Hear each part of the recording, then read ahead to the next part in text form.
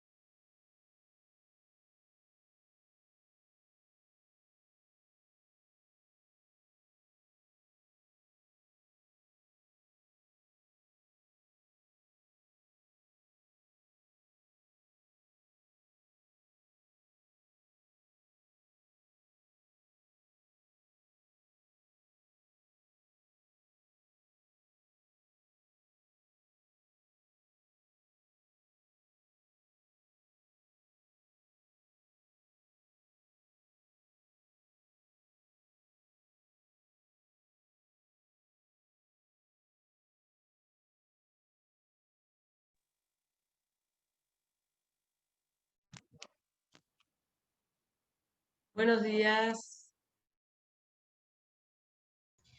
Buenos días, doctora. Buen ¿Cómo día. andan? Buen día, profe. Bueno.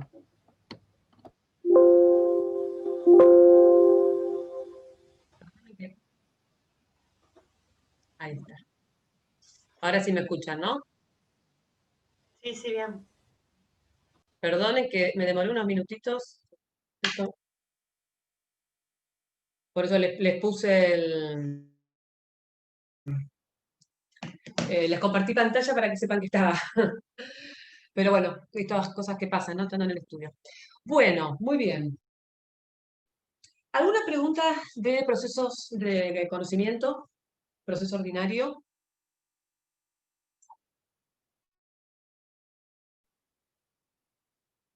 ¿Nada? Yo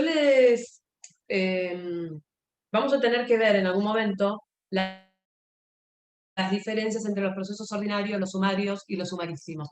Así que eso, nosotros el cuatrimestre pasado les habíamos hecho un práctico. Vamos a ver si hacemos lo mismo o de qué manera lo instrumentamos, que ya se los voy a hacer saber. En principio vamos a empezar ahora con procesos de ejecución. ¿Se acuerdan la diferencia entre los procesos de ejecución y los procesos de conocimiento? Sí, que no existe un CD, sino que ya es un proceso que tiene, por ejemplo, que ejecutarse un cheque, no se cuestiona el fondo del problema, sino que ya hay un título ejecutivo. Una sentencia también puede ser. Bueno, a ver, vamos a ver si lo podemos aclarar un poquito más. ¿A qué nos referimos? ¿De dónde surge la diferencia? ¿Por qué no podemos discutir las mismas cuestiones? Estoy buscando algo acá para hablarles de eso mientras En los el escucho, por eso no los miro. proceso de ejecución lo que se busca es el cumplimiento forzado de la obligación, no discutir. Exactamente, Carolina, exactamente. ¿Y por qué? ¿Por qué? ¿Por qué tenemos la posibilidad de que en uno de los procesos no tengamos que discutir o podamos exigir el cumplimiento forzado de una obligación? Porque en el proceso de conocimiento nace la incertidumbre judicial y en el proceso ejecutivo de ejecución nace de un título. Incertidumbre jurídica, ahora lo explico. Jurídica. Incertidumbre jurídica. Y el proceso de ejecución nace de un título o parte de un título. Bien, a ver, entonces, perfecto. En los procesos de conocimiento, ¿quién fue el que habló? Que Josefina no me Pinedo. apareció marcado. ¿Quién dijo eso? Josefina. Bien, Josefina. O sea, nosotros partimos de un instrumento público-privado del cual surge la existencia de una obligación y su incumplimiento en los procesos de ejecución, mientras que en los procesos de conocimiento partimos de una incertidumbre jurídica. Yo ahora tengo el chat abierto. ¿Ustedes lo ven al compartir pantalla el chat? ¿O ven el PowerPoint? El Son esas PowerPoint. dudas así que me surgen. Ah, lo ven también. O sea que yo lo que tengo abierto, ustedes lo ven. Se ven las dos cosas tranquilamente. Es independiente. No, pero tu chat no lo vemos. Solo vemos el PowerPoint. Ah, lo que yo tengo el chat ahora abierto, no, lo podemos ver por ustedes nuestra no lo cuenta. están viendo. Están viendo nada más que donde dice procesos de ejecución. Claro. Sí, no. Yo hablo en la pantalla que yo comparto, lo único que ustedes ven es el PowerPoint, ¿no? Sí, así es. Perfecto. Bien, bárbaro, gracias. Bueno, estamos hablando de la unidad 7 máximo, o Sofía, perdón, que había dicho, que fue la que preguntó. Acá nacen de una incertidumbre jurídica, dice Rocío. Tomás dice, ya se discutió en otro proceso. A ver, perdón. Perdonen un segundo.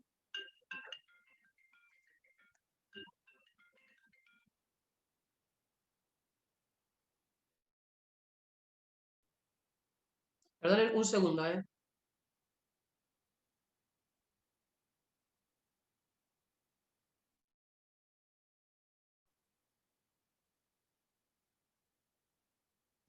Bien. Uno de los supuestos del título, del cual surge la obligación, puede ser un proceso anterior. O sea, lo que acabo de poner Tomás, que ya se discutió en otro proceso, es un ejemplo. En realidad, la diferencia radica en que en los procesos de conocimiento partimos de una incertidumbre jurídica y en los procesos de ejecución partimos de un título judicial o extrajudicial del cual surge la existencia de una obligación incumplida. Eso como concepto general. Otra cosa que quería aclarar de lo que dijeron acá, que creo que fue... que no sé si... no lo escribió en el chat. Lo habías dicho, no me acuerdo quién fue, que lo dijo, que dijo... se parte de una incertidumbre judicial. No es una incertidumbre judicial, es una incertidumbre jurídica. ¿Por qué hablamos de incertidumbre jurídica?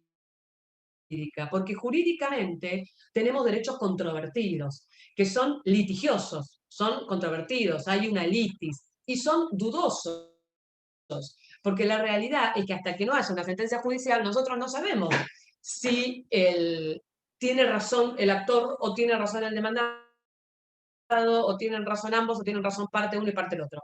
La incertidumbre es jurídica porque justamente, jurídicamente, no tenemos la información o la certeza de quién tiene derecho o cuál es el derecho de las partes. ¿Está? Por eso no es judicial, es jurídica, mucho más profunda. Mucho más profunda. ¿Y cuándo se va a esclarecer esa incertidumbre jurídica? Cuando el juez dicta una sentencia. Cuando la sentencia quede firme, es decir, cuando venza la posibilidad de interponerse recursos o cuando se agota la vía recursiva, y ahí esa sentencia adquiere la calidad de cosa juzgada y se convierte en un derecho y obligaciones para los sujetos obligatorias, valga la redundancia, es decir, que hay que cumplirlas sí o sí, inmodificables e irrevocables. ¿Está claro? Bien. ¿Alguna pregunta? ¿O quedó aclarado todo esto? Cuando nosotros hablamos de los procesos de ejecución, tenemos tres: ejecución de sentencia, juicio ejecutivo y ejecuciones especiales. O sea que los procesos de ejecución se clasifican en tres tipos de procesos diferentes. Yo lo que estoy viendo, que creo que en el PowerPoint,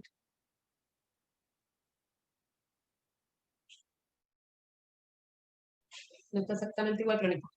La ejecución de sentencias. Acá tenemos que ver dos artículos, que son el 497 y el 498. Son los artículos que nos van a definir, cuando hablamos de sentencia, a qué nos estamos refiriendo. El artículo 497, que habla de las resoluciones ejecutables, dice que va a ser ejecutable una sentencia, es decir, que es una resolución judicial que puede ser dictada por el mismo juez, o sea, por un juez, o por un tribunal arbitral.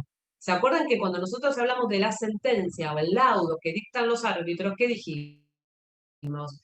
Que adquieren la calidad de cosa juzgada y tienen los mismos efectos que una sentencia definitiva.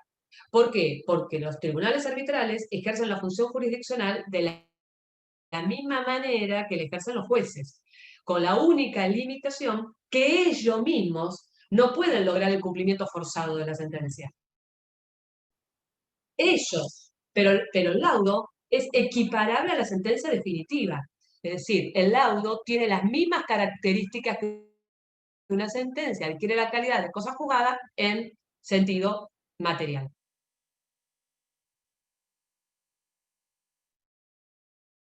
¿Sí? ¿Se corta un poquito? Sí, pero puede ser. Sí, se corta un poco, pero se llega a entender igual. Chicos que, no. Perfecto. Bueno, si ustedes no entienden algo, me escriben o me avisan. Yo saben que no tengo ningún problema en repetirlo las veces que sea, porque no lo entienden porque se corta o porque no lo entienden porque no fui clara. Pero me pregunta. Perfecto. Bien, entonces, esto es importante, que la sentencia que pueda ser ejecutada puede ser dictada tanto un juez como por un árbitro. Es fundamental, porque esto nos equipara a los efectos que tiene el laudo arbitral, que son absolutamente similares a los de una sentencia definitiva. Ahora, ¿quién sería el juez competente para lograr el cumplimiento forzado de una sentencia incumplida? Primero, pensemos, ¿quién es el juez competente? Va a depender de la materia igual. Como regla, Que no, va a no depende de la depender de- materia. Tenemos la misma regla. El juez que había salido sorteado al principio. A ver, si nosotros estamos hablando de una ejecución de sentencia, ¿quién va a ser el juez competente? Exactamente, Después que había conocido en Santiago. la... El que la dicta, no es dictamina, es dicta.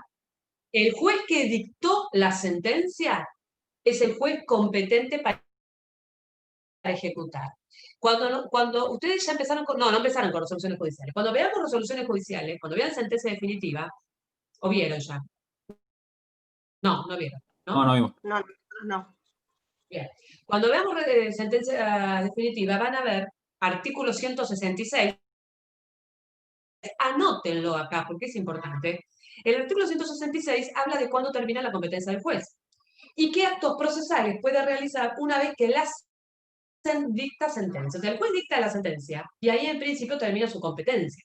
Si esa sentencia es apelada, se interponen recursos, el juez, dentro de las facultades que tiene, va a poder, y funciones que cumple, va a poder, o va a tener que expedirse con respecto a ese recurso, concediéndolo o rechazándolo.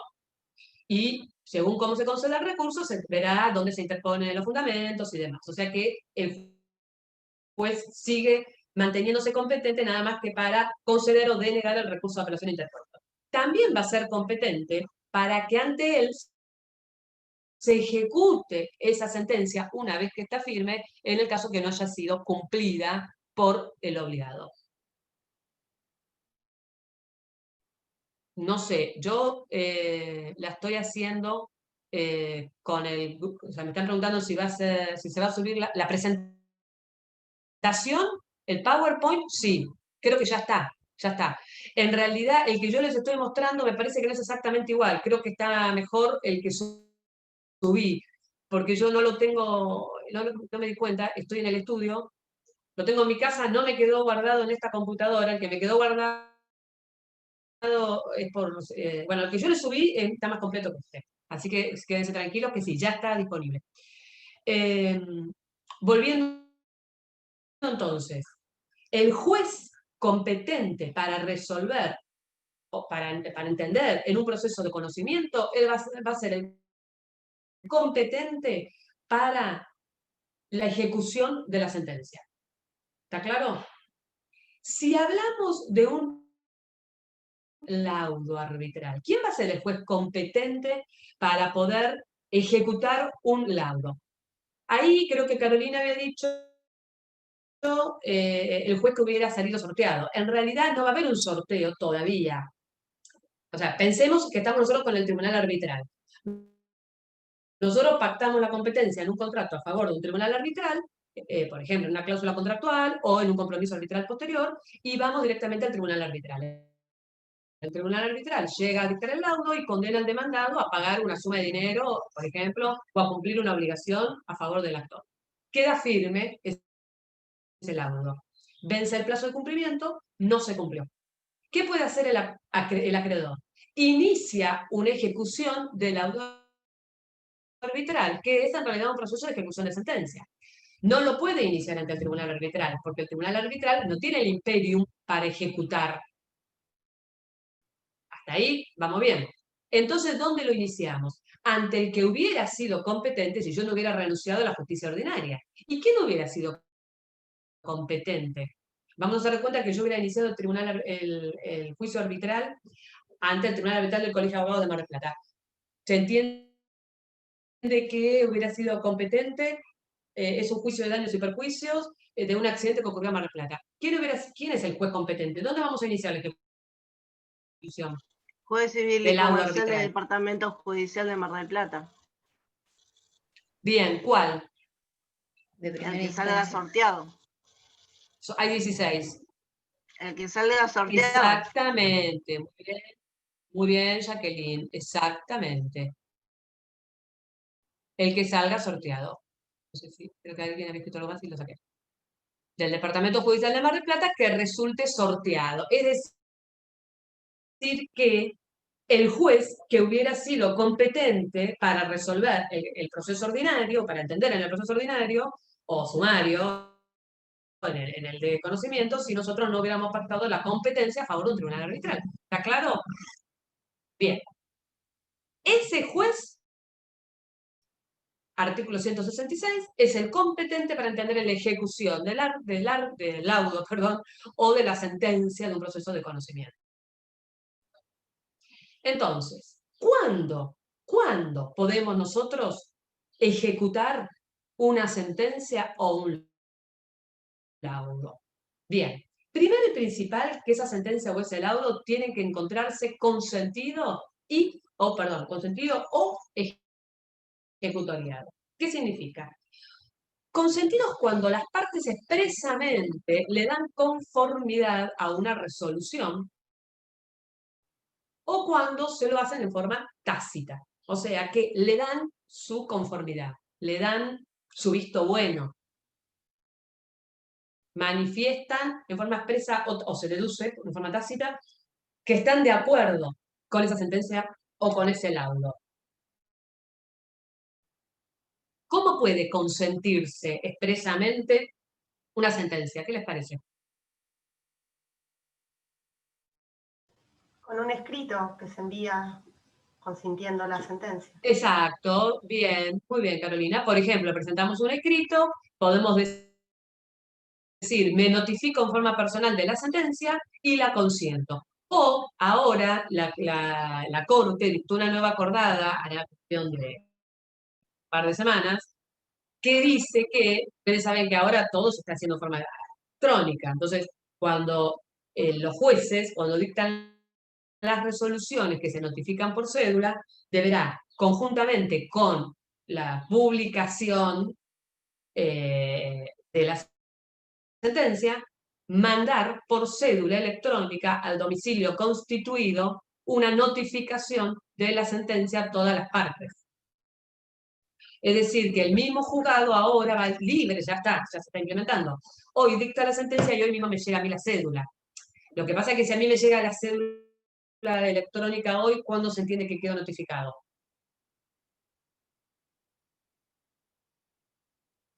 Al otro día hábil. Mañana martes. Próximo día hábil. ¿Por qué mañana martes? Porque la notificación automática procede los días martes o viernes. Es mañana. ¿Quién me puede explicar? A ver, primero, no hay notificación automática, es notificación por cédula, pero es cédula electrónica. Si fuera cédula soporte papel y a mí la cédula me llega hoy, ¿cuándo quedo notificado? Hoy, que recibí la cédula. Mañana es el primer día del plazo. Tengo 5 días para apelar. Me vence el lunes que viene, martes con cargo.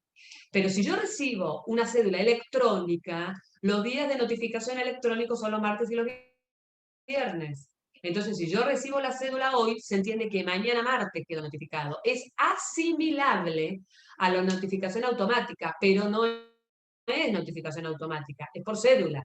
La notificación automática es la que no se notifica por cédula, que es la del Ministerio Legis. La notificación llamada por nota. Entonces, si mañana a mí me llega una cédula electrónica, mañana martes, me quedo notificada el viernes. Pero si me llega a mi estudio soporte papel, quedo notificada mañana. Pero si el juez dicta una resolución que no se notifica por nota, por cédula, sino que se notifica por Ministerio Ley, es decir, en forma automática, y la dicta con fecha martes, queda notificada el viernes. O sea, son 3 formas de notificación distintas. Cédula, que puede ser soporte papel o digital, o sea, electrónica. Y la otra es automática. ¿Está? Las sentencias se notifican por cédula, no se notifican en forma automática. A tal punto que si la persona fue declarada en rebeldía, la sentencia definitiva también se notifica por cédula, no se notifica al Ministerio Legis. Estamos hablando de sentencias de proceso de conocimiento. ¿Está claro? Había un par de dudas al respecto.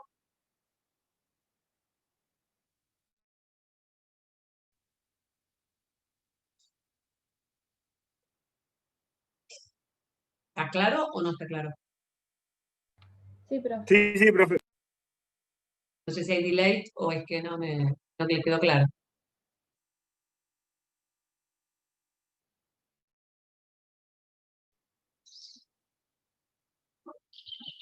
Bien. Hay un Se poco la veo a de Carolina delay. que me dice que está claro.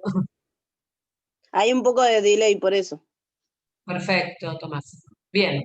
Entonces, sí, me di cuenta. Perfecto. Bien. Entonces, bárbaro. Yo la sentencia la puedo consentir expresamente, como dijo Carolina, cuando presento un escrito y digo, por medio del presente me notifico, o no, porque ya ahora no me voy a notificar personalmente porque me va a llegar la cédula, pero puedo mandar un escrito y decir, consiento en forma expresa la sentencia. O dejar que venza el plazo y dentro de 5 días, a los 5 días que fui notificada, va a quedar firme. O sea, perdón, me va a vencer el plazo para interponer el recurso. Ahí, si las partes son notificadas en forma simultánea, vamos a dar cuenta que mañana martes quedamos notificadas todas las partes, y ninguno interpone un recurso, nos vence el miércoles, después, bueno, el lunes es feriado, o sea que en realidad nos va a vencer el jueves a las 12 del mediodía, entonces ahí nosotros tranquilamente vamos a considerar que la sentencia quedó firme porque está consentida en forma tácita.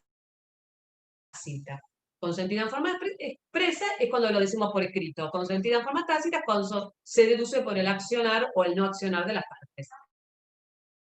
Ahí no hay duda, ¿no es cierto? Lo que es consentida. O sea, sí. ¿Por qué quedaría notificado el día jueves? Me perdí ahí. No, vence. Porque si yo quedo notificada mañana martes, tengo 5 días para interponer un recurso, vamos a dar cuenta que quiera apelar, tengo 5 días, miércoles, jueves, viernes, lunes es feriado, martes, miércoles me vence. Pero como lo puedo presentar cargo dentro de las 4 primeras horas hábiles del día siguiente, es el jueves. Yo lo que pasa es que lo tengo tan mecanizado que lo hago rápido. Pero ustedes piensen que siempre es de un día a un día. O sea, si yo no me notifiqué el martes, me vence el martes que viene o miércoles con cargo. Si hay un feriado, se traspasa un día. O sea, que es fácil. Al ser 5, y son 5 los días hábiles, siempre es el mismo día. Me notifiqué el mismo día que me vence. No, de nada. Pero me encanta que pregunten, porque aparte es la mejor manera de atender. Bien, entonces ya tenemos que la sentencia está consentida. ¿Qué significa que está ejecutoriada? Que estando notificada, vencen los plazos, que estando notificada, interponemos recursos y entonces se hace el trámite en segunda instancia, el procedimiento recursivo. Va a la Cámara resuelve, metemos un recurso extraordinario o no, se agota la vía recursiva. Ejecutoriada significa que se interpusieron recursos contra esa sentencia, la sentencia fue confirmada o fue modificada en todo o en parte en la Cámara y o en la Suprema Corte, y llega un momento que yo no tengo más recursos para interponer, ahí ya quedó ejecutoriada. Es decir, que una sentencia ejecutoriada puede haber sido la misma que el juez de primera instancia o puede haber sufrido alguna modificación. Total o parcial.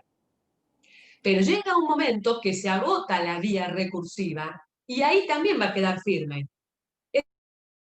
Es decir, que ya sea que esté consentida o ya sea que esté ejecutoriada, la sentencia queda firme. Sí, no sé quién me preguntó. Voy a preguntarle si ejecutoriada no Máximo, sería lo mismo que decir firme, con sentencia firme. Bueno, exacto. A ver, la sentencia está firme cuando está consentida o ejecutoriada. Es decir, la sentencia, igual que cualquier resolución judicial, está firme cuando ya no se puede atacar porque vencieron los plazos o porque se agotó la vía recursiva. Si vencieron los plazos y yo la consentí en forma expresa o tácita, está consentida, firme y consentida. Si se interpusieron recursos, está ejecutoriada, pero también va a estar firme cuando se ha agotado la posibilidad de interponer recursos. Perfecto, Es decir, que la resolución judicial tiene que quedar firme. ¿Cuándo va a quedar firme? Cuando esté consentida o esté ejecutoriada. Una vez que está firme, comienza a correr el plazo que el juez dio en la sentencia para el cumplimiento de la obligación. Entonces el juez me dio un plazo de 10 días para cumplir con la obligación de escriturar el inmueble, o para cumplir con la obligación de entregar el inmueble al propietario, o para cumplir con la obligación de entregar una mercadería o de dar una suma de dinero. ¿Cuándo empieza a correr el plazo de cumplimiento? Como regla, a partir que la sentencia esté firme. ¿Por qué? Porque como regla, la interposición del recurso de apelación tiene efecto suspensivo, es decir, que suspende la ejecución de la sentencia. Yo no la puedo ejecutar porque se recurrió. Es excepcional que el efecto no sea suspensivo. Son casos, por ejemplo, un juicio de ejecución de alimentos. Por más que si yo le interpongo un recurso, no, igual la puedo ejecutar, porque el plazo de la obligación es exigible. Después, si los alimentos me lo modifican en más o en menos, tendré que ver cómo prorrateo lo que cobré de más, o lo que se entiende, o lo que se cobró de menos. Pero no se puede ejecutar, suspender la ejecución de la sentencia con un recurso, porque el alimentante se queda sin alimentos. O ¿Está sea que claro? va a depender. O sea que como regla. O Sí, sea que va a decime, depender del tipo de obligación que sea para ver si es o sea, si se puede ejecutar por más que tenga un recurso o no.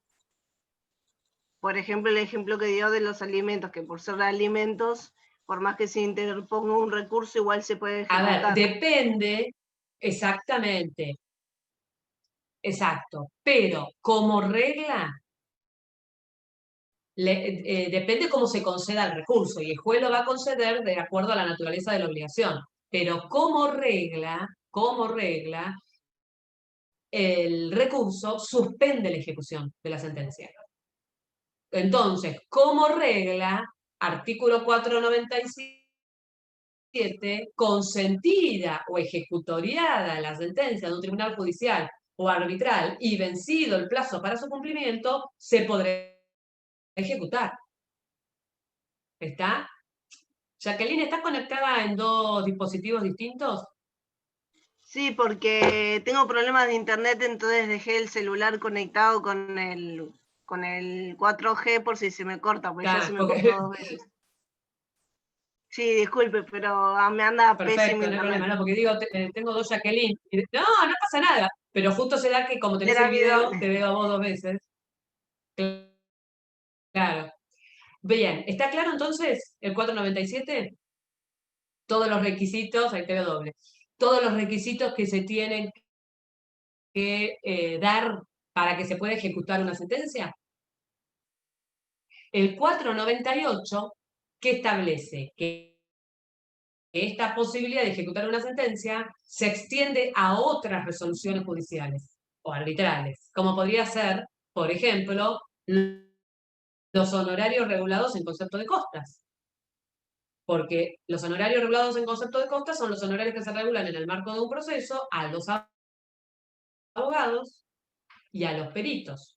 Si vencido el plazo de cumplimiento, que empieza a correr desde que están los honorarios firmes, no se pagan, se pueden ejecutar.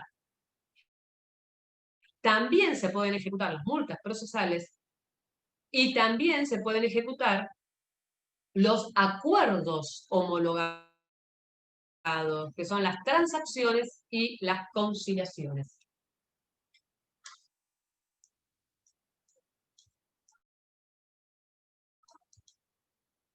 Entonces,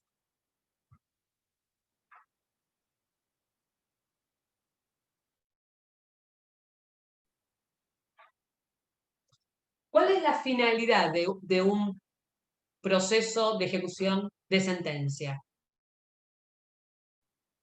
O sea, acá les puse, en pos del derecho a la tutela judicial continua y efectiva, el Código regula la forma de lograr el cumplimiento efectivo de una sentencia.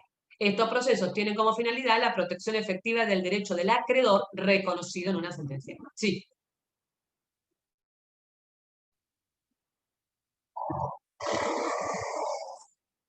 No sé quién me había hecho una pregunta.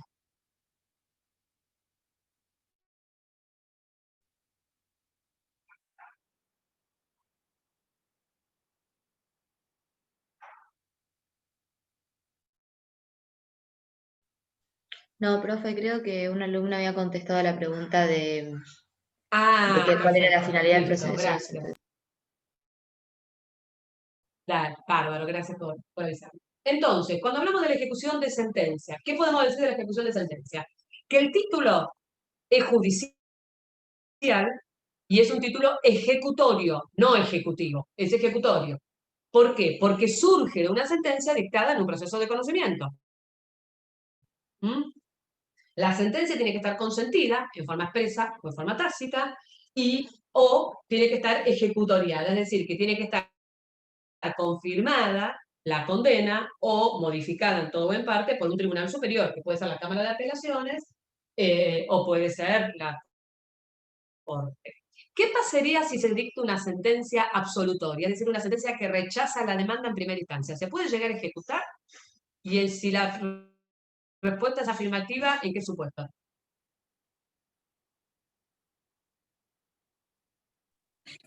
En el caso de un recurso de apelación, de una acción revocatoria primero contra el juez o un recurso de apelación, donde en segunda instancia se considere que se puede llegar a ejecutar al demandado. ¿Cuál fue la pregunta? A ver, acción revocatoria no existe. Ahí repito la pregunta. La pregunta fue, si el juez de primera instancia hubiera rechazado la demanda, ¿se puede llegar en algún momento a ejecutar una demanda, una sentencia que en primera instancia rechaza la demanda? La respuesta sí. No sé quién fue el que habló. ¿Fue Máximo? No sé quién fue el que dio la respuesta. Maximiliano Ojeda. Bien, Maximiliano, lo que vos habías dicho, en realidad, era que se podía interponer una acción revocatoria. No hay una acción revocatoria. La revocatoria es un recurso, pero es un recurso que no procede contra las sentencias definitivas.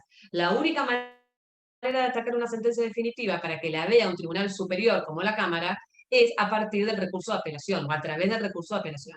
Puede ocurrir que la Cámara revoque la sentencia absolutoria y haga lugar a la demanda en todo en parte. Porque lo que nos importa es esa primera sentencia, pero la modificación que tuvo en Cámara, o en su caso en Corte, y esa es la que va a quedar firme. Y si de ahí surge una obligación de dar una suma de dinero, una obligación de dar, hacer o no hacer, o sea, las obligaciones que tienen que establecer la sentencia para que sea ejecutable es obligación de dar, obligación de hacer o obligación de no hacer. Dar cosa o dinero, suma de dinero. Entonces, esa sentencia, que lo vimos recién, acá está. Esta sentencia tiene que hacer lugar a la demanda en todo o en parte. No importa si lo hizo en primera instancia o lo hizo en Cámara. Lo importante es cómo queda con la modificación final que pueda tener en la Cámara a partir de un recurso de apelación. Y a la vez de la Cámara se le puede interponer un recurso extraordinario que llegue a la Suprema Corte, que como es extraordinario, como lo dice su término, son muy limitados los supuestos en que podrían interponerse. Bien, entonces, la sentencia puede ser dictada por un juez o por un árbitro, pero siempre tiene que condenar al cumplimiento de una obligación de dar, hacer o no hacer. Y se tiene que encontrar firme, es decir, consentida o ejecutoriada. Pero además tiene que haber vencido el plazo de cumplimiento de la obligación que comienza a correr, como regla cuando quede firme. No. Si nosotros, Tomás, si apelamos la sentencia, la Cámara se va a ocupar de tratar el recurso de apelación. ¿Qué es el recurso de apelación? Va a analizar los agravios que el apelante interpone, o sea, manifiesta en sus fundamentos, y va a modificar o confirmar lo que dijo el juez de primera instancia. Una vez vez que ya esa sentencia de Cámara, o sea, que la Cámara ya trató el recurso de apelación y que modificó o confirmó la sentencia de primera instancia, y se agotó la posibilidad de interponer un recurso extraordinario o no es susceptible de interponerse, vuelve a primera instancia. Acuérdense que el que tiene competencia para ejecutar no es la Cámara, es el juzgado de primera instancia, dijimos, donde tramitó o podría haber tramitado el proceso si es que este se hubiera iniciado en tribunal arbitral. Por ende, ¿quién es el juez competente para ejecutar una sentencia laboral dictada por un tribunal de trabajo? El Tribunal de Trabajo que dictó la sentencia, y en el caso que haya sido apelada, la va a tener que dictar en base Exactamente, a el tribunal de... O sea, a ver, si nosotros hablamos de tribunal de trabajo, no se olviden que son de instancia única. O sea, como verán, estamos todas las clases y estamos hablando de temas de la primera parte de la materia, por eso es importante que las tengan frescas, porque estamos obligados a hablar de eso. Si nosotros hablamos de un tribunal de trabajo, es de instancia única, o sea que no tenemos la posibilidad de apelar. Sí tenemos la posibilidad, si se dan los recaudos, de interponer un recurso extraordinario a la Suprema Corte. Pero una vez firme la sentencia dictada por un tribunal de trabajo, él va a ser el competente para su ejecución. Lo mismo pasa con una sentencia dictada por un tribunal contencioso administrativo o una sentencia dictada por un juzgado de familia. Una vez firme, el mismo tribunal será el competente para su ejecución. ¿Mm?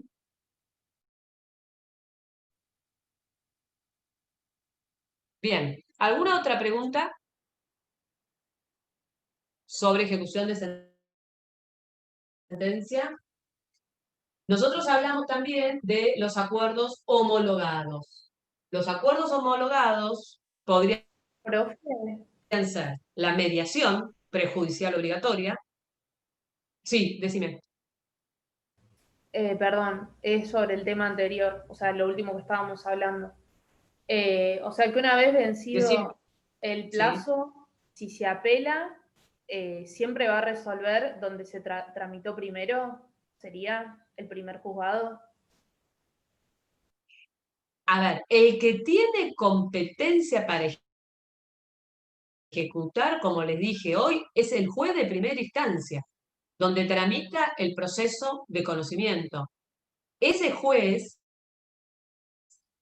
culmina su competencia, por eso les hablé del 166, culmina su competencia con el dictado de la sentencia, pero conserva la potestad de realizar actos procesales, como por ejemplo la ejecución de la sentencia. ¿Por qué no lee alguno el artículo 166 del Código de Procedimiento?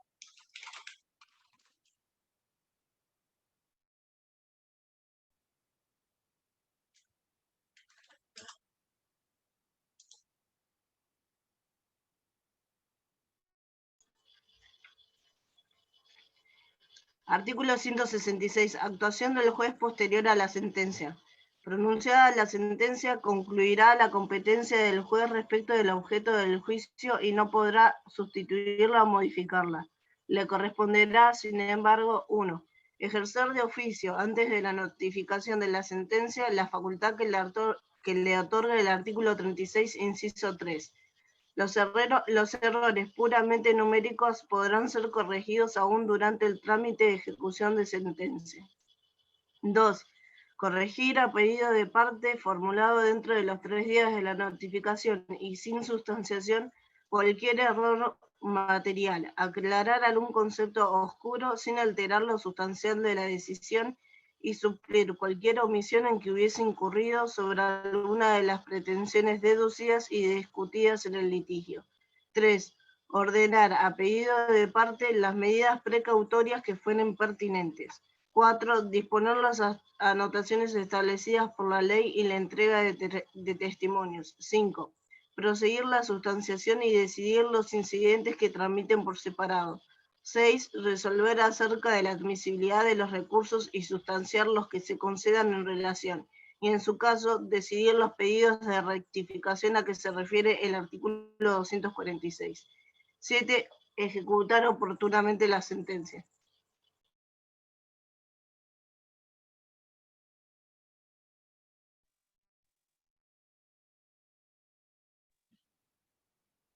Perfecto, gracias. El último inciso es el que nos habla de ejecutar la sentencia. Quiere decir que el juez que fue competente para resolver el proceso de conocimiento, va a ser competente para que ante él se inicie la ejecución de la sentencia. Si el proceso, en vez de iniciarse ante un juez competente, civil y comercial, se hubiese iniciado ante un tribunal arbitral, porque así las partes se sometieron expresamente al arbitraje, va a ser competente para ejecutar el juez que hubiera resultado competente si hubiéramos iniciado judicial. Como no hay ninguno sorteado, va a ser el mismo departamento judicial, juez civil y comercial de primera instancia, y se sorteará los efectos de la ejecución de sentencia. Acá, de paso, porque este artículo es muy importante, y quiero que ya lo tengan presente también, si bien este es un artículo que está vinculado con las facultades y derechos del juez, y deberes del juez, pero también está vinculado con lo que es el trámite del proceso, entonces es muy importante y quiero que lo tengan presente porque está vinculado también con sentencia definitiva. Cuando hablamos del inciso 1, el juez de oficio puede aclarar una sentencia cuando haya incurrido en un error que no afecte lo sustancial de la decisión. Eso mismo nos habilita la posibilidad de que sea pedido de parte, y si ese pedido de parte es el inciso 2, que sería el recurso de aclaratoria, que no sé si ya arrancaron ustedes con vaso, todavía no, ¿no? Recursos. No, Ya lo No, van a el dar. jueves Esa que es la viene. aclaratoria, el 2.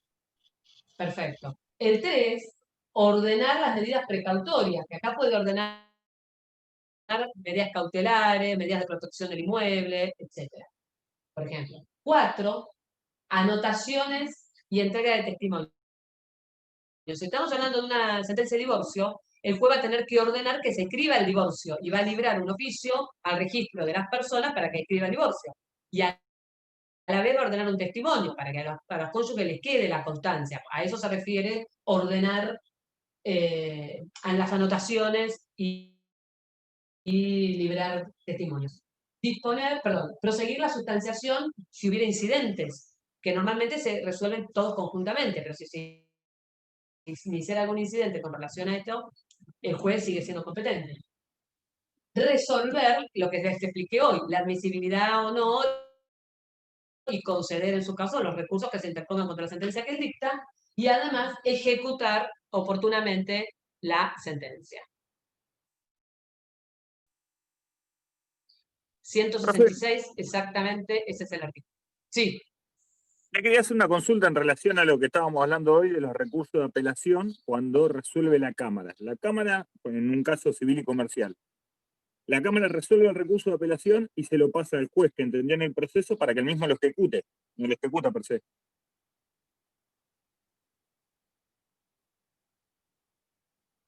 La Cámara resuelve, hace lugar al recurso o lo rechaza, modifica en todo, en parte, o confirma la sentencia dictada por el juez de primera instancia. Una vez que la sentencia dictada por la Cámara quedó firme, la manda de nuevo a primera instancia. El juez de primera instancia dicta una resolución, que es una providencia simple, que se llama el por devueltos, donde dice eso, que fueron devueltos el expediente que estaba en Cámara. Perdón. ¿Está? Entonces, una vez que llega el expediente a primera instancia y se le notifica a las partes que el expediente ya volvió de Cámara y ya está en primera instancia, va a empezar a correr el plazo que fijó el juez y confirmó o modificó la Cámara de cumplimiento de la obligación que surge de esa sentencia. Recién una vez vencido el plazo de cumplimiento, podemos iniciar ante ese juez de primera instancia la ejecución de sentencia. ¿Está claro? Bien, gracias, profe. Profe, otra consulta. De nada. Sí. El proceso de conocimiento que se hace para tratar los temas que se tratan, que no se pueden tratar en el proceso de ejecución. Es como uno nuevo, también se sortea un nuevo juez, o sea, es diferente el proceso. No me queda claro tu pregunta. ¿A qué proceso de conocimiento te referís? ¿Al posterior del juicio Al ejecutivo? posterior, sí. Para tratar los temas Todavía que no lo vimos, pero va a ser, pero todavía no lo vimos, ahora vamos a eso, pero va a ser competente el juez competente en el juicio ejecutivo, es el mismo juez, porque van a tener conexidad, se van a acumular los expedientes. Ah, ok. Ok, eso era mi duda. Pero nosotros estamos hablando de otra cosa, estamos hablando primero de un proceso de conocimiento, un incumplimiento de la sentencia que ya está firme y venció el plazo de la obligación, de cumplimiento de la obligación, y la ejecución. O la ejecución del acuerdo llegado en mediación, que no se cumplió, o la mediación de un acuerdo judicial que tampoco se cumplió, como podría ser un acuerdo judicial homologado, que puede ser una transacción o una conciliación. ¿Está? ¿Esto está claro? Sí, perfecto. Esto es lo que tienen que saber de, perfecto, de ejecución de sentencias. Deme un segundo.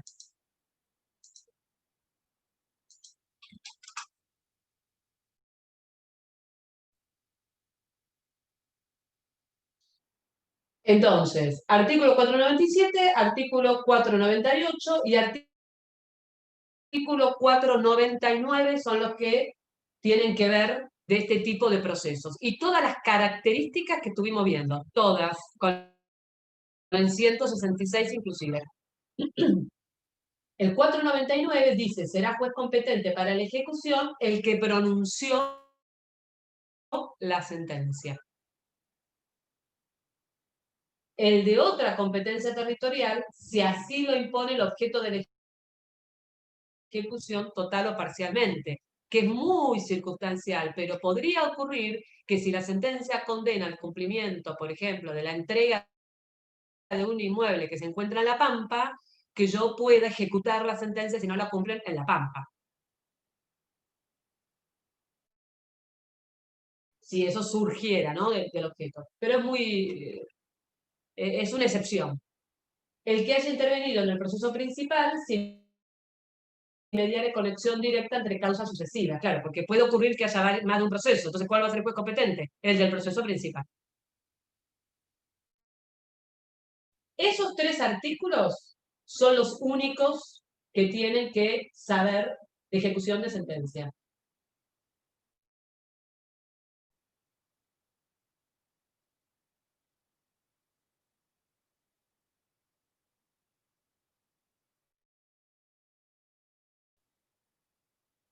¿Está? Y todo lo que estuvimos analizando, que lo tienen resumido en el Power. Bien. Las ejecuciones especiales. De esto vamos a ver nada más que un concepto, va a ser mucho más breve todavía. Son la ejecución hipotecaria y la ejecución prendaria. ¿Por qué son ejecuciones especiales? Porque nacen de un contrato que es un mutuo, es un contrato de préstamo de dinero que se encuentra garantizado a través de un derecho real que se constituye sobre un bien inmueble en el caso de la ejecución hipotecaria o sobre un bien mueble en el caso de la ejecución prendaria.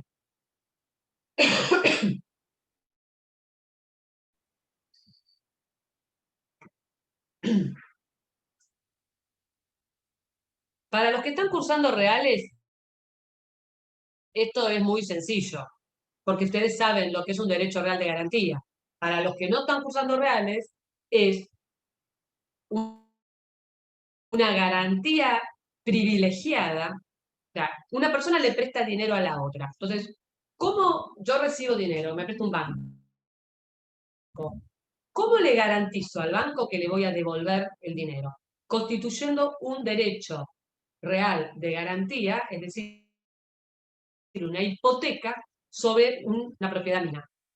Si yo no pago, el acreedor hipotecario tiene, a través de ese contrato, ese mutuo con garantía hipotecaria, la posibilidad de lograr iniciar una ejecución para subastar esa casa mía, esa propiedad, y ser el primero que cobra. Antes que cualquier otro, cobra el acreedor hipotecario.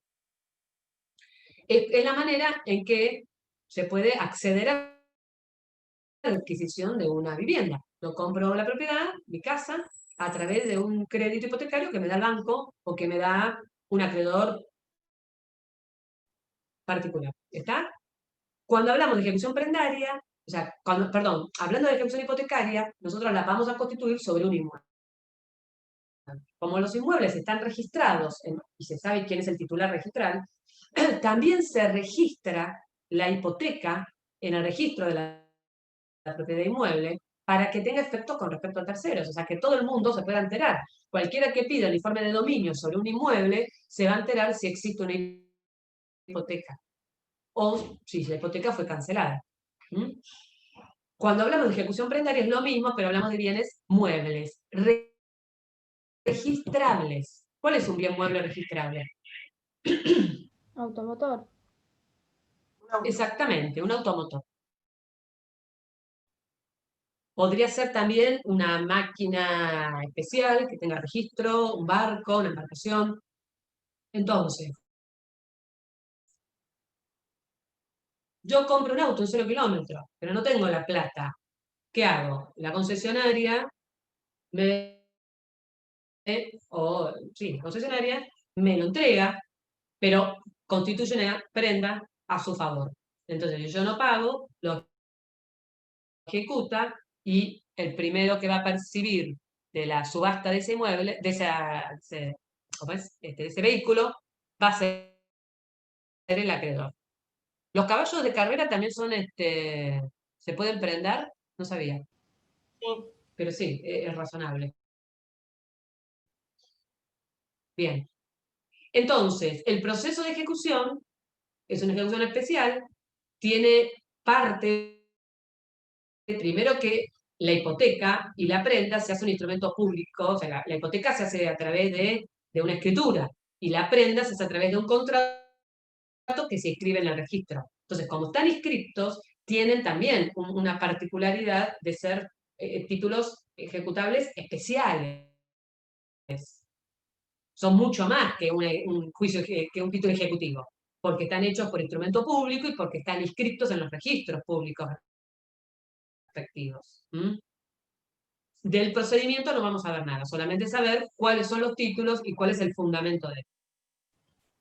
Profe, ¿dónde se registra? Pasamos entonces al juicio ejecutivo.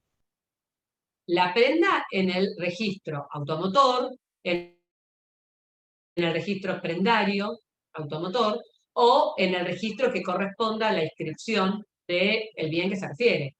Pero hay un registro prendario. Entonces se pide un informe al registro prendario con respecto a un determinado bien, y ahí va a surgir si tiene una prenda y quién es el acreedor prendario y por qué monto está la prenda. Bueno, vamos a juicio ejecutivo. Que el juicio ejecutivo es el ejemplo del proceso donde se dicta una sentencia que adquiere la calidad de cosa juzgada en sentido formal. ¿Qué significa esto? Que puede modificarse en un proceso posterior. Que puede modificarse en un proceso posterior. Exactamente. Bien. Cuando nosotros hablamos de juicio ejecutivo, tenemos que partir de un título. El título es extrajudicial, o sea que no es un título que surge de un proceso judicial.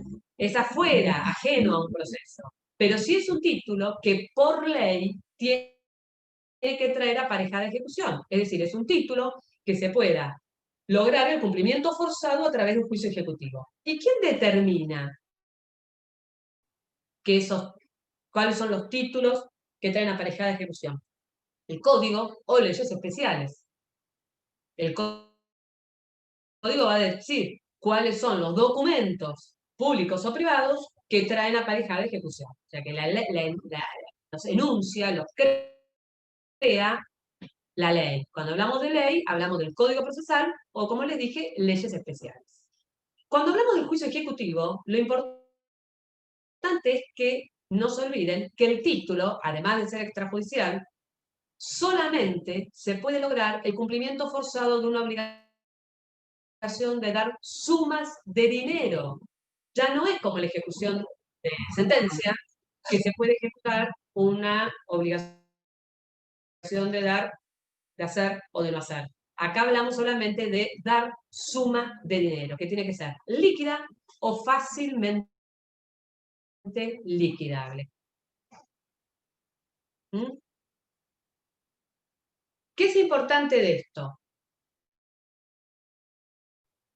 Que la obligación también tiene que ser exigible, como cuando hablamos de la obligación del proceso de ejecución. ¿Cuándo es exigible la sentencia? Cuando está firme y consentida y haya vencido el plazo de cumplimiento. Ahí es exigible a través de este proceso. ¿Cuándo va a ser exigible la obligación de un juicio ejecutivo? Bueno, de acuerdo al tipo de obligación. Pero cuando hablamos de exigibilidad, ¿a qué nos estamos refiriendo? ¿Cómo está esa obligación? Cumplimiento. Está vencida. Exactamente, que ya haya mora, que haya vencido el plazo de cumplimiento. Exacto. Es exigible cuando venció el plazo de cumplimiento. Nosotros cuando vemos esto, tenemos que tener presente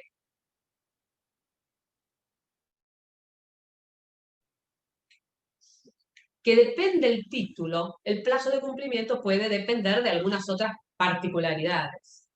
Si nosotros estamos hablando de un pagaré, es fácil de entender. El pagaré es una orden, o sea, un compromiso de pago, donde yo establezco que le voy a pagar una suma de dinero X a fulano de tal con tal fecha. Y le entrego el pagaré firmado al acreedor. Si vencido el plazo de cumplimiento, el acreedor sigue estando con ese pagaré, es que evidentemente yo no lo pagué. Porque si lo hubiera pagado, me hubieran devuelto el título, me hubiera devuelto el pagaré o lo hubiéramos roto, además de darme un recibo o no, directamente se rompe. Es decir, que una vez que venció el plazo que figura en el pagaré, la obligación es exigible. Por lo tanto, yo ya la puedo ejecutar. Los impuestos tienen una fecha de pago. Si no se pagaron, son exigibles. Las expensas comunes tienen una fecha de pago. Si yo no las pagué, son ejecutables. Ahora, si hablamos de un cheque, yo ya igual algo les adelanté en la clase. ¿Cuándo es exigible?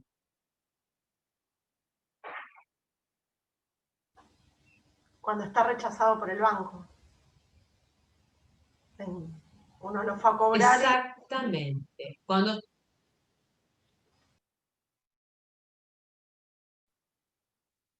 Perfecto, Carolina, perfecto. Entonces, nosotros tenemos un cheque. El cheque es una orden de pago pura y simple. O sea, yo le doy, tengo una cuenta corriente bancaria, tengo una chequera, le entrego a una persona un cheque que dice, que es una orden que doy al banco, donde está mi cuenta, le digo, páguele la suma de dinero que consigno a el portador o a fulano de tal, lo puede depositar en su cuenta, puede ir directamente a ventanilla y cobrarlo, de acuerdo al tipo cómo se da el cheque, y va a figurar un monto y una fecha de pago, porque yo puedo dar un cheque de pago diferido. A partir de la fecha, no es que a partir de la fecha de pago que dice el cheque ya se puede ejecutar. No, a partir de la fecha de pago que dice el cheque, yo ya puedo ir al banco a cobrarlo, o el acreedor puede ir al banco a cobrarlo. Pero si va al banco y el banco se lo rechaza diciendo que el cheque no tiene fondos, o que la cuenta está cerrada, o que hay una orden de no pago, o que la firma no le pertenece al titular, si es rechazado, yo entonces el acreedor ahí va a poder ejecutarlo. ¿Está? ¿Qué es lo importante cuando hablamos de juicio ejecutivo? Que el título es extrajudicial y tiene que traer aparejada ejecución. Ahora vamos a leer los artículos. Que el documento que trae aparejada ejecución pueda ser público o privado, pero sí tiene que estar, le tiene que haber dado la ley el carácter del título ejecutivo. que tiene que contener el cumplimiento de una obligación de dar suma de dinero líquido fácilmente liquidable, que tiene que ser exigible, es decir, que tiene que haber vencido el plazo de cumplimiento. O en el caso del cheque, por ejemplo, que tiene que haber rechazado, tiene que haber estado rechazado. Y que del título tiene que surgir el acreedor y el obligado, o sea, el sujeto activo y el sujeto pasivo de esta relación. Que cuando hablamos de un juicio ejecutivo, no hablamos de actor y demandado, hablamos de ejecutado y ejecutante. ¿Mm? Bien. ¿Quién puede leer el artículo 521 y 522?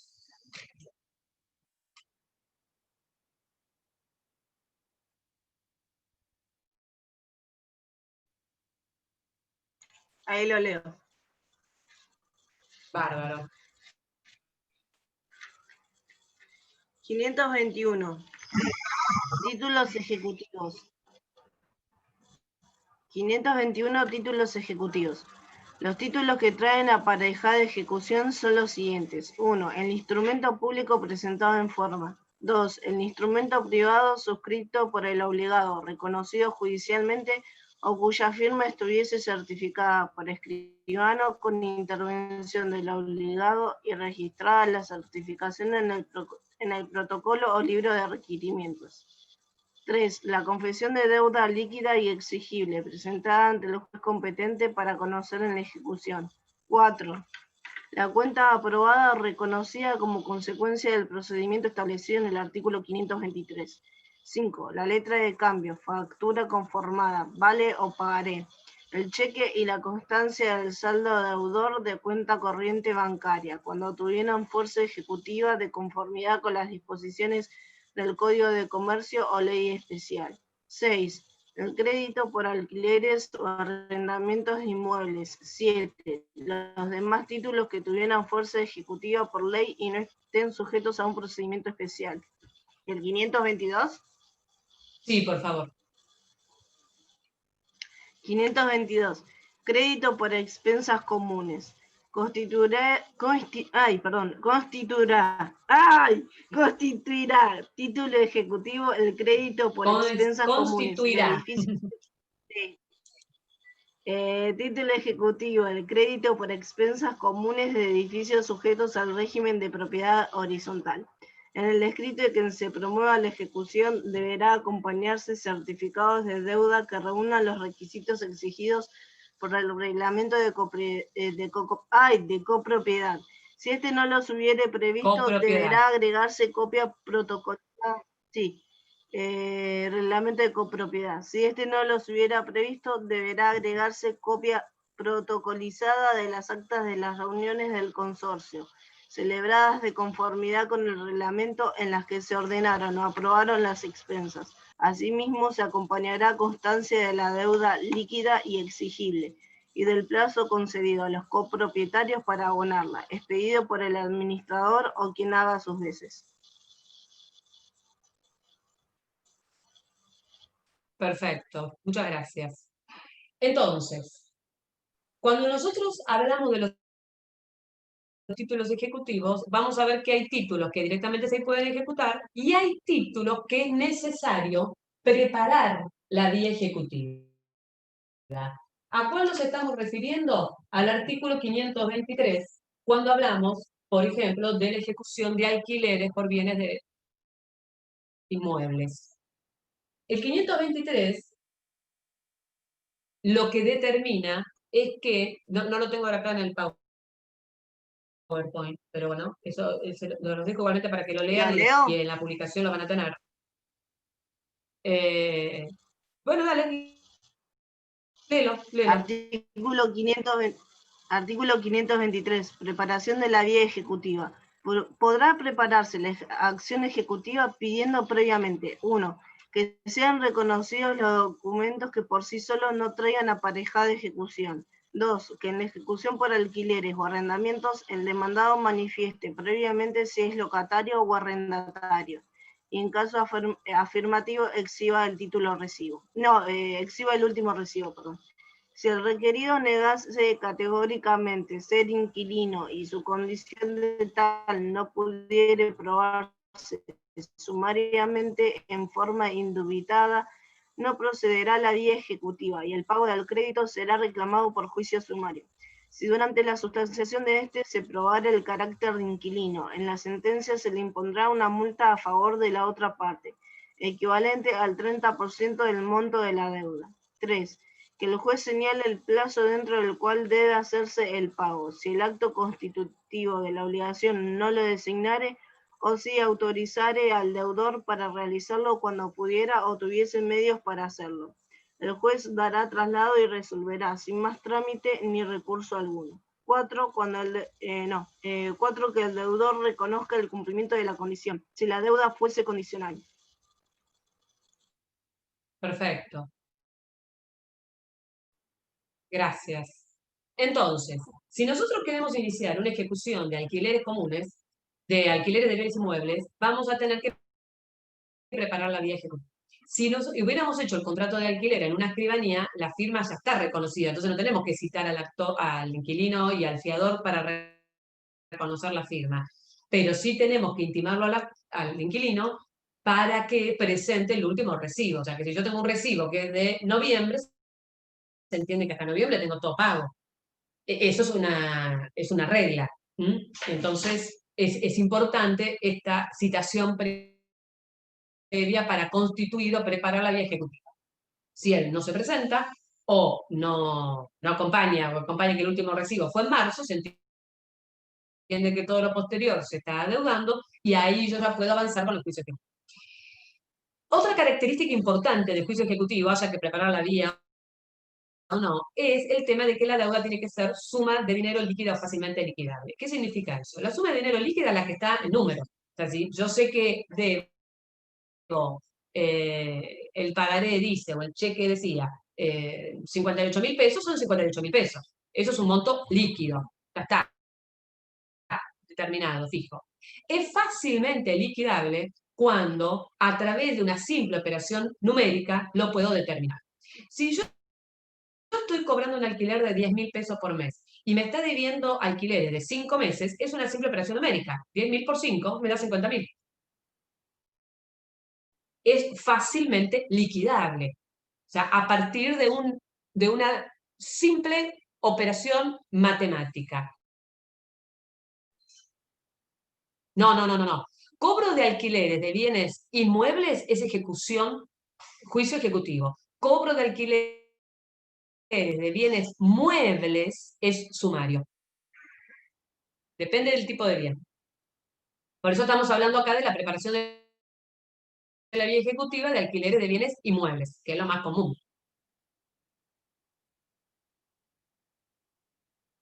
Perfecto. Entonces, volviendo al tema de la suma de dinero líquido fácilmente liquidable. Si yo tengo la obligación de pagar $500, tendré que ver cuál es la cotización por el Banco Nación al día de cierre, el tipo vendedor del dólar, y multiplicar por 500, y ahí voy a tener el monto a ejecutar. Pero yo no podría decir que voy a ejecutar el valor de un inmueble, porque el valor de un inmueble no es fácilmente determinable. ¿Cuánto vale un inmueble? Depende de lo que la gente quiera pagar. Depende de los metros que O sea, tenga. si yo voy a inmobiliaria y le digo, no, bueno, pero por más que tenga 100.000 metros, o que tenga 100 metros, o que tenga 10 metros, una propiedad no tiene un monto exacto. La propiedad, yo te puedo decir, y está en $100.000. Bueno, no, pero 100.000, 99.500, 99.900, 100.002, 100.001, 100.005. Y depende. No hay es imposible fijar un monto. Es imposible liquidar el monto del valor de una propiedad. Yo puedo determinar cuánto es la evaluación fiscal, porque eso es un monto específico que determina el Estado y que todos los años se cambia. Entonces ya sé que en el 2020 la evaluación fiscal de tal inmueble es tal, y en el 2019 fue tal, y en el 2021 será otra. Pero el valor del inmueble depende de lo que la gente lo quiera pagar. Para mí, esto puede valer mucho, para otro puede valer más, porque le encanta y lo quiere, y para otro puede valer menos porque le parece que no lo vale. ¿Está claro? Entonces, nosotros tenemos que hacer una simple operación numérica. Entonces podemos poner el equivalente. Hay alguien que tiene el micrófono abierto. podemos poner, bueno, el equivalente a 100 litros de nafta, no sé, de súper, de YPF de tal lado, del Automóvil Club, qué sé yo. Pero no podemos poner el equivalente al valor de una propiedad. El valor de la propiedad no hay fijo. ¿Está claro? O sea, no es fácilmente liquidable. Tiene que ser muy sencillo. Por eso les aclaro el tema de la ejecución de alquileres. Ahí es fácil. Si yo puedo ejecutar el monto de alquileres más los impuestos y expensas de vengado que no pagó el inquilino, también, porque adjunto todos los comprobantes de todos los servicios que fueron liquidados y que no pagó, y todas las expensas que fueron liquidadas y no pagó, sumo y tengo el monto. Sí, esas son las únicas obligaciones que se pueden ejecutar en este tipo de proceso. Bien. Una pregunta. ¿Qué otra cosa? Bueno, una vez que... Sí, decime. En el artículo 521 del inciso 5, cuando habla factura conformada, ¿a qué se refiere? ¿A una factura común? Sí, no, son en realidad la factura conformada es cuando se entrega, por ejemplo, vos entregas una mercadería, te dan el remito o la factura conformada de que vos... O sea, es una operación comercial dentro de empresas que fabrican, por ejemplo, y entregan mercaderías a otras. Pero no vamos a entrar en eso porque es demasiado. Perfecto, el instrumento público es algo que fue hecho ante una escribanía, eso lo tienen que saber, y el instrumento privado es el que es hecho entre las partes, pero que está firmado y se reconoce la firma, o la firma fue certificada, como podría ser un contrato. Es lo único que me interesa. Y el crédito de expensas y los títulos, el inciso 7, que como yo les decía, los que otra ley, leyes especiales le han dado el carácter, como puede ser el código, en su momento el Código de Comercio, ¿no? Ahora el Código Civil Comercial. Bien, una vez que se inicia entonces el juicio ejecutivo, el juez analiza el título, y si el título es viable, no va a correr traslado de la demanda y ordenar una cédula para que el demandado conteste. Lo que va a ordenar es un mandamiento de intimación de pago, embargo y citación de remate. El mandamiento, que es un instrumento público, que se va a librar a través de un oficial de justicia, como la cédula del oficial notificador, el oficial de justicia va a ir con ese mandamiento, con copia de la demanda y de toda la prueba documental, al domicilio del ejecutado, y lo va a intimar al pago. O sea, que se presenta y lo intima. ¿A pagar qué? La suma de dinero que surge del título, más un monto que el juez presupuestúa provisoriamente para responder a intereses y costas del expediente. Si no paga, lo va a citar de remate. Es decir, ¿qué le dice? Se te van a embargar bienes, o se va a embargar un bien inmueble a través de un oficio de registro de la propiedad, o te voy a embargar bienes ahora, pero además te cito de remate para que sepas que estos bienes embargados, si no pagas, se van a subastar. Si el juez hace el lugar, ¿no? Avanza. Se lo va a citar para que constituya domicilio legal en el expediente. Se lo va a citar para que en el término de 5 días, término perentorio, pueda oponer excepciones, pero no las excepciones que vimos del juicio de conocimiento. No, ejecuciones propias como único tipo de defensa de un juicio ejecutivo. Y además se pueden embargar bienes muebles a través de ese mandamiento. O sea que tiene esos 5 efectos el mandamiento de intimación de pago. Lo intima el oficial de justicia, que es, ¿se acuerdan que cuando hablamos de la oficina de mandamientos y notificaciones, hay oficiales de justicia y oficiales notificadores? El oficial de justicia es el que tiene como auxiliar de juez el encargado de diligenciar los mandamientos. Entonces es un mandamiento de intimación de pago y embargo. Se cita de remate, se intima de pago, se puede embargar los bienes muebles, le embarga el televisor, la heladera, el equipo de música, la computadora, lo cita de remate, lo intima para que constituya domicilio legal y le empieza a correr el plazo para que ponga excepciones, que son la única forma de defensa que tiene el ejecutado. ¿Qué excepción puedo poner? Puedo poner la excepción de falsedad de título, o la excepción de inhabilidad de título, cuando considera que el título no es hábil, o falso porque la firma no le pertenece, porque fue... porque se cometió un fraude con el título, porque a lo mejor decía el título 1000 y le agregamos ceros y quedaron en 100.000, ¿está? A ver, tienen que ver. Justo estaba Josefina con eso. La excepción puede ser de falsedad o inhabilidad de título, puede ser la excepción de prescripción, puede ser la excepción de incompetencia, puede ser... Cuando hablamos de la excepción de inhabilidad de título, también comprende la falta de legitimación activa o pasiva, pero se hace a través de la excepción de falsedad de título. La excepción de pago documentado, total o parcial. Profe, entonces acá no hay contestación, solamente oponer excepciones limitadas. Exactamente. No hay, les quiero decir, a ver, el artículo 529 es el de intimación de pago y procedimiento de pago.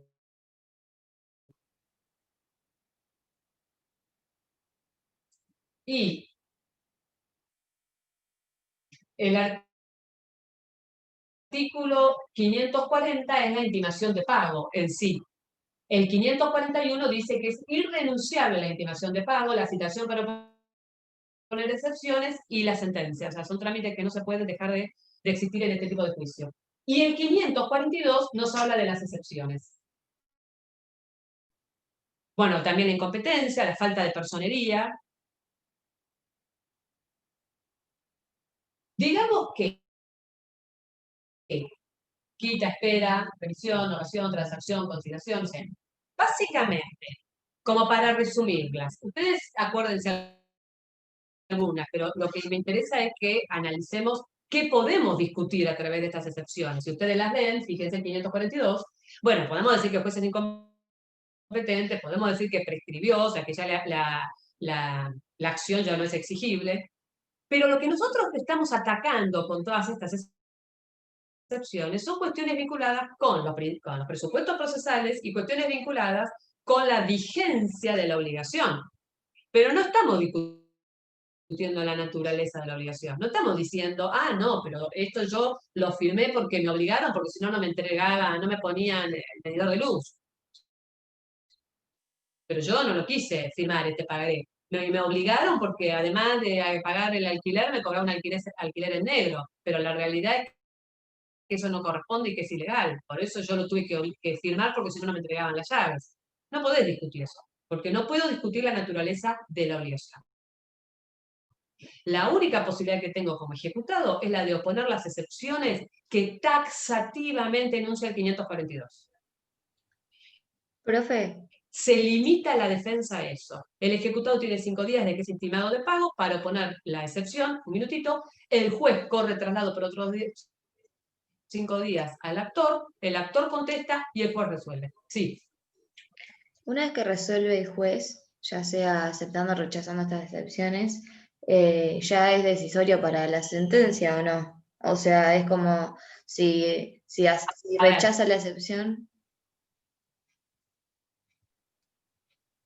Bien, está bien lo que estás diciendo. En realidad la sentencia, que se llama sentencia de trance y remate, ustedes, no lo tengo yo acá en el PowerPoint, pero ustedes lo tienen, que la sentencia de trance y remate es la que va a resolver, si se hubieran opuesto excepciones, la que va a resolver las excepciones, puede haber llegado a haber una apertura a prueba. Yo, por ejemplo, como inhabilidad o falsedad de título, puedo decir que no es mi firma, la del pagaré, o la del cheque, que el cheque me lo robaron, hice una denuncia penal y acompaño la denuncia. Sí, la excepción es la del artículo 540. La sentencia de remate es la sentencia que, si bien es una sentencia interlocutoria, tiene efecto de sentencia definitiva en el juicio ejecutivo. Pero, ¿qué dice esa sentencia? Que ordena mandar a llevar adelante la ejecución o que la rechaza, de acuerdo a lo que surja del título y de acuerdo a lo que surja de las excepciones que pueda haber opuesto el ejecutado. ¿Qué significa que lleva a mandar adelante la ejecución? Que a partir de entonces podemos empezar a preparar la subasta del bien embargado. Si se subasta el bien, entonces se va a nombrar un martillero, el martillero va a realizar una subasta electrónica pública, donde todos aquellos que tengan interés van a poder ofrecer, y al que mejor oferta haga, se le va a vender.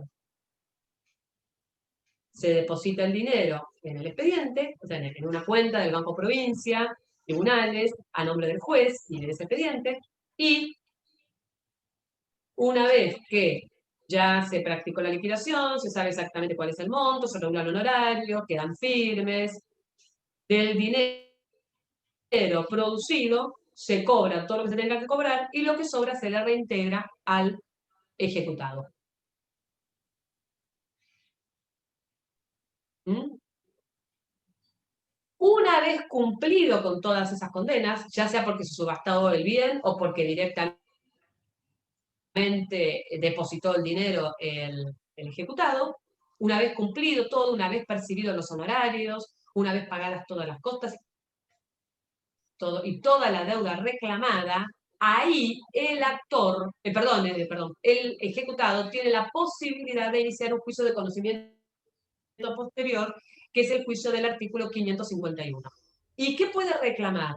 Exclusivamente aquellas, o sea, ¿qué puede discutir? Él puede reclamar que se le devuelva lo que pagó mal, o lo que pagó 2 veces, o lo que pagó de más, diciendo que no pudo él defenderse de eso en el juicio ejecutivo porque no estaba como posibilidad de discutir la naturaleza de la obligación. Entonces va a poder utilizar exclusivamente aquellas defensas que el código no le permitió utilizar en el juicio ejecutivo, pero no las que pudo usar y no usó, o las que pudo usar, usó y perdió. ¿Está claro?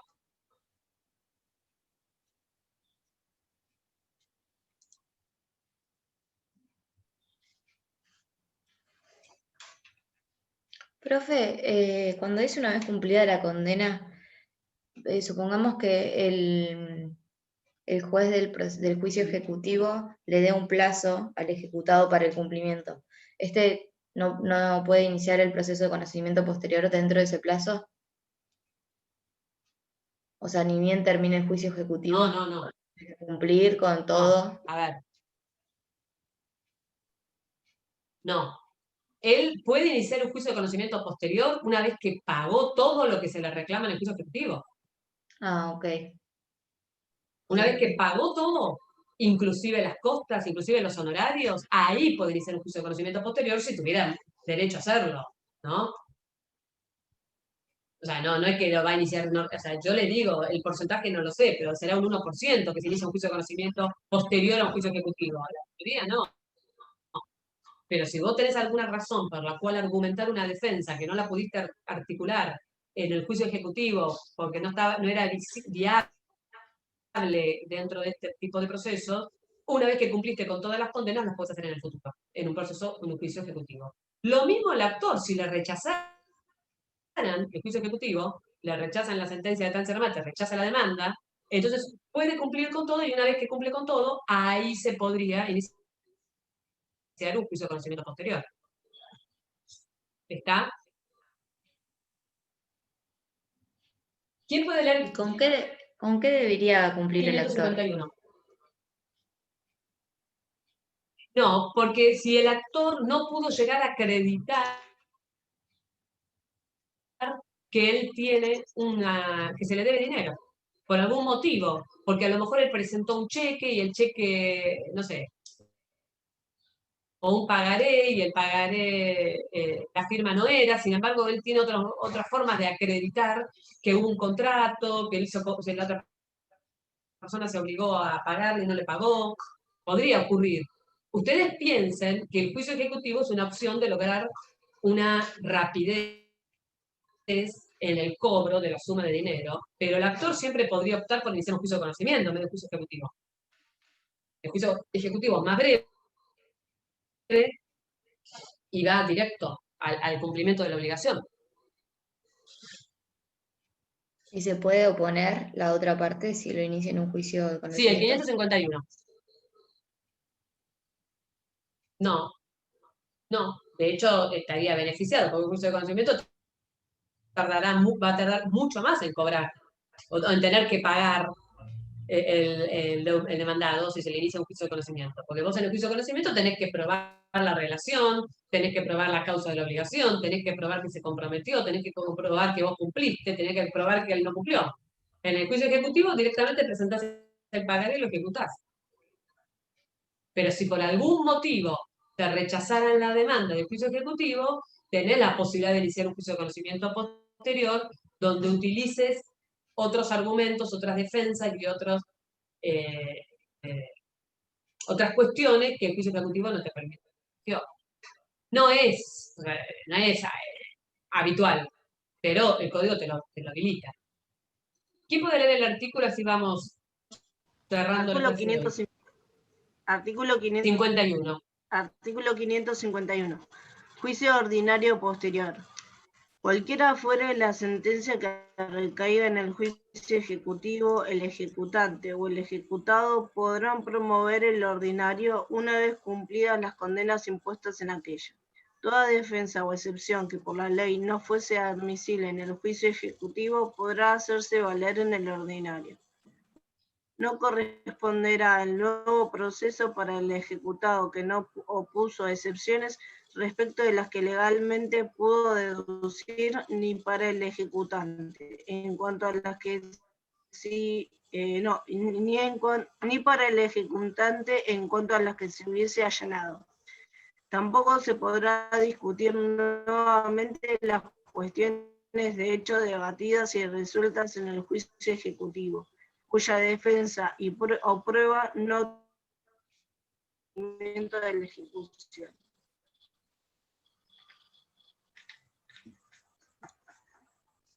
Bien. Entonces, ¿qué significa? Que yo no voy a poder, de ninguna manera hacer valer ni argumentar cuestiones que ya argumenté y que a lo mejor perdí en el juicio ejecutivo, como actor o como demandado. ¿Por qué? Porque eso ya quedó, ya se discutió. A ver, si el título ejecutivo estuviera, no me corta, viciado de nulidad, la excepción se presenta en la excepción de falsedad, claro, falsedad o inhabilidad de título. A ver, ¿por qué sería viciado de nulidad? No está viciado de nulidad, o sea, vos considerás que tiene un vicio o que es nulo. ¿Por qué podría ser nulo? Porque, a ver, por ejemplo, por falta de el tema voluntad de o la por voluntad nulidad, condicionada. un acto jurídico, ¿cómo? No, le decía como ejemplo que al momento de la firma del título la voluntad del No, no ejecutado falta más contenido, estamos condicional. cerrando, Rocío. Claro, bueno, pero a ver, el vicio que hace que el acto jurídico no es nulo porque sí, requiere de una sentencia judicial que se expida sobre la nulidad. Entonces, si vos decís, esta firma no es mía, la firma es falsa, pero no es nulo hasta que el juez no diga que es nulo. Entonces vos lo que tenés que hacer es, sobre eso, plantear la falsedad o inhabilidad de título. El título es inhábil. ¿Por qué? Porque la firma fue falsificada, porque no es mi firma, porque se le agregó un cero más al número, por el motivo que sea. O sea, no existe la nulidad por la nulidad misma. Entonces, y necesitamos una declaración de nulidad de un acto jurídico. Entonces, bueno, por eso no mezclemos las nulidades con el juicio ejecutivo porque nos vamos a complicar más. ¿Está? O sea, a veces ustedes utilizan cuestiones de obligaciones, pero les falta todavía elementos. Entonces, acá lo que nosotros sabemos es que el título, por determinado motivo, es falso, es inhábil, está prescripto, el juez no es competente, yo ya pagué y tengo recibos.